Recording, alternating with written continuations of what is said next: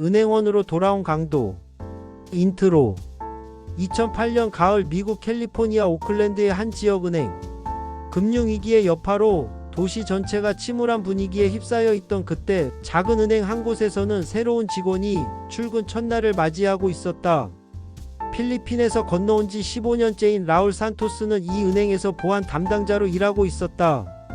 36세의 그는 매일 아침 7시 30분에 출근해 CCTV를 점검하고 은행 문을 열기 전 마지막 보안 체크를 하는 것이 일과였다. 성실하고 꼼꼼한 성격 덕분에 직장 동료들의 신뢰를 받고 있었지만 때로는 지나치게 의심이 많다는 소리도 들었다. 그날도 평소와 다름없이 출근한 라울은 새로 입사한 직원을 마주쳤다. 키 180cm 정도의 백인 남성, 나이는 40대 초반으로 보였다. 깔끔하게 정돈된 외모와 정중한 말투. 겉으로 보기엔 완벽한 신입 은행원이었다. 하지만 라울의 가슴 한구석에서는 묘한 불안감이 꿈틀거렸다. 그 남자의 눈빛 어딘가에서 느껴지는 차가운 느낌. 너무 완벽해서 오히려 어색한 미소. 뭔가 석연치 않았다. PART 이상한 신입 직원. 안녕하세요. 제가 라울 산토스입니다. 솔직히 말씀드리면 처음 그 사람을 봤을 때부터 뭔가 이상하다는 생각이 들었어요. 직감이라고 해야 할까요?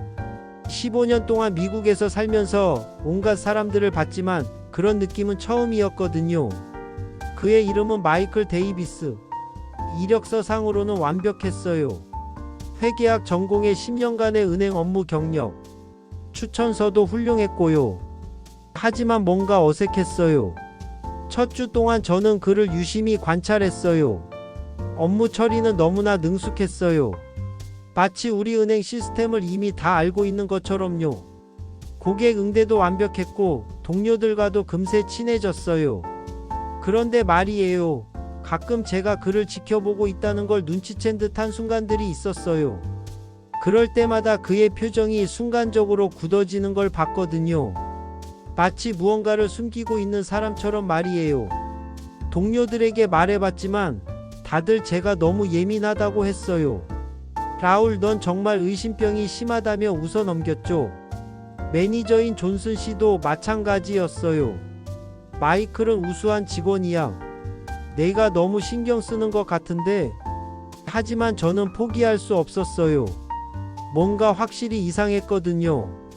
특히 그가 은행 금고 근처를 지날 때마다 보이는 미묘한 표정 변화.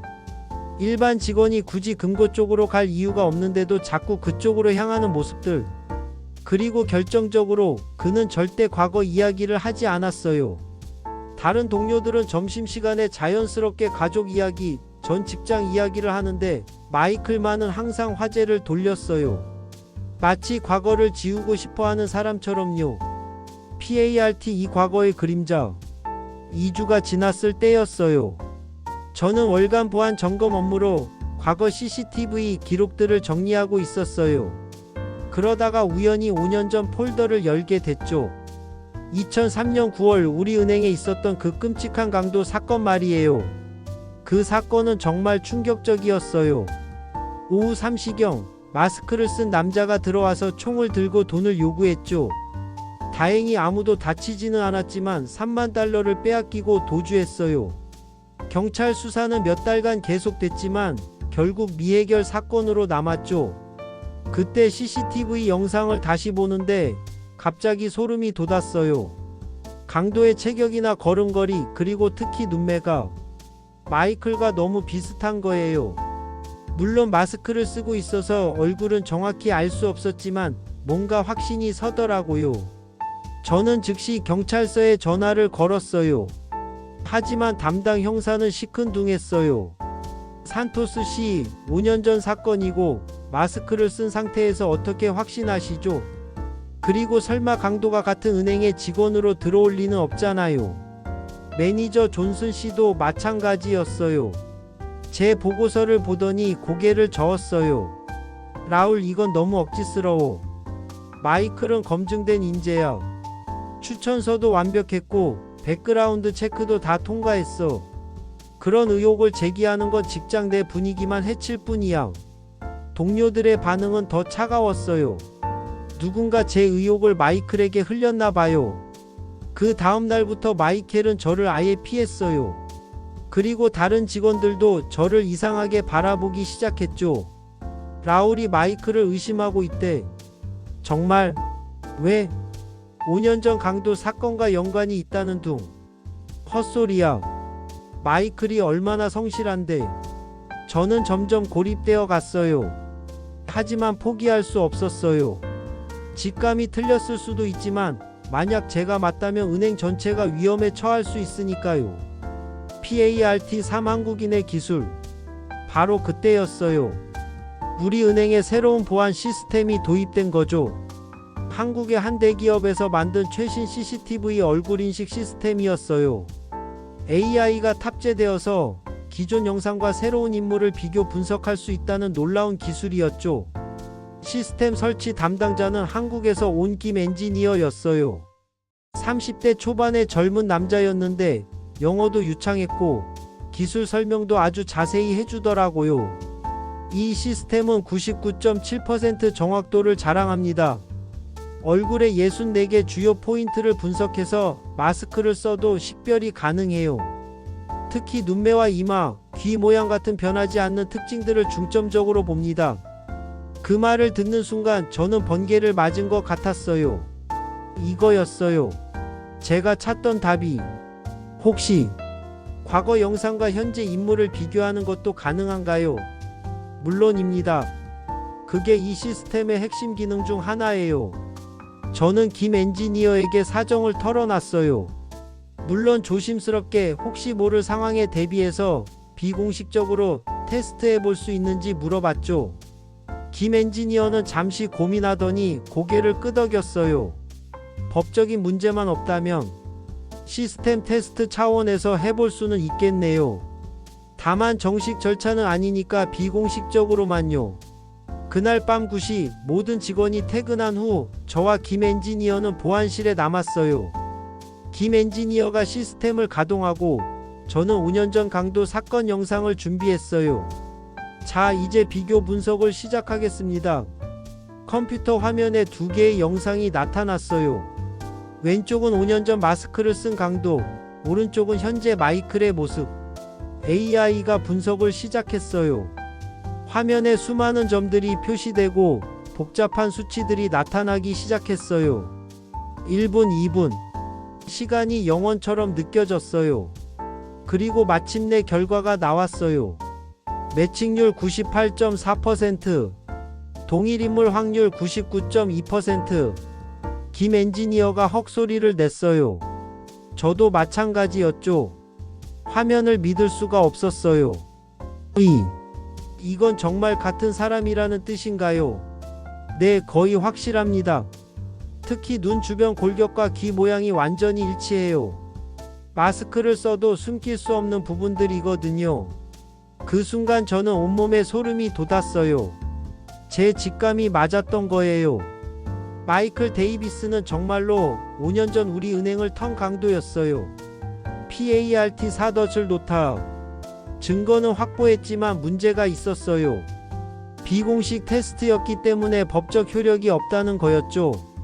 게다가 한국 기술이라는 이유로 미국 경찰이 신뢰하지 않을 수도 있었고요.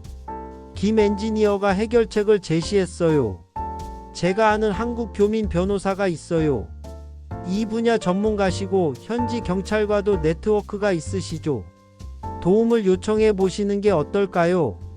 다음날 저는 한국 교민 변호사인 이 변호사를 만났어요.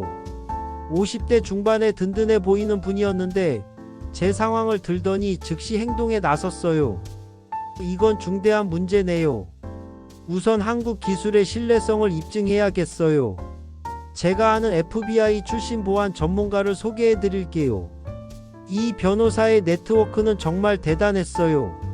하루 만에 FBI 출신 전문가, 현지 경찰 수사관, 그리고 한국 기업 본사까지 연결해 주더라고요. 한국 본사에서도 즉시 기술 검증팀을 파견했어요. 그들은 공식적인 재검증을 실시했고 결과는 동일했어요. 98.4% 매칭률. FBI 출신 전문가도 깜짝 놀랐어요. 이 정도 정확도라면 법정에서도 충분히 인정받을 수 있습니다.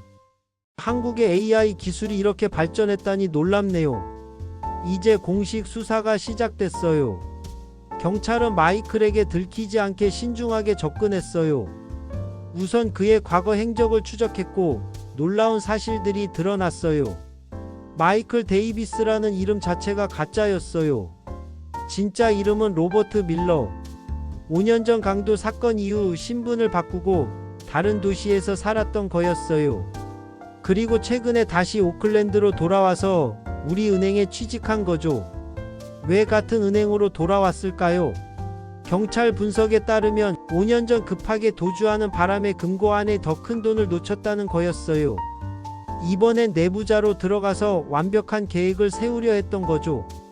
정말 소름 끼치는 일이었어요. 만약 제가 눈치채지 못했다면 어떻게 됐을까요? PART5 통쾌한 결말.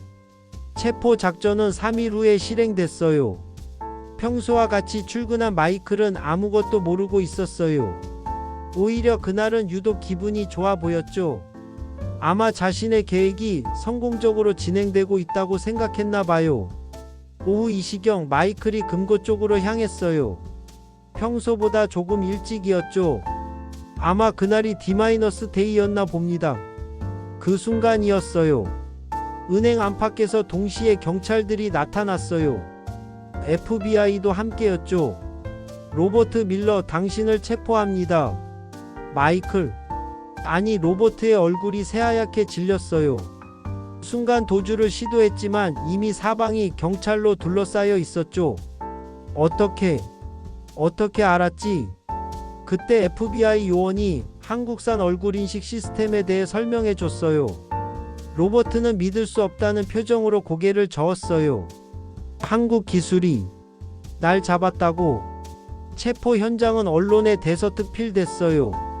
특히 한국의 AI 기술이 미국에서 5년 만에 미해결 사건을 해결했다는 점이 큰 화제가 됐죠.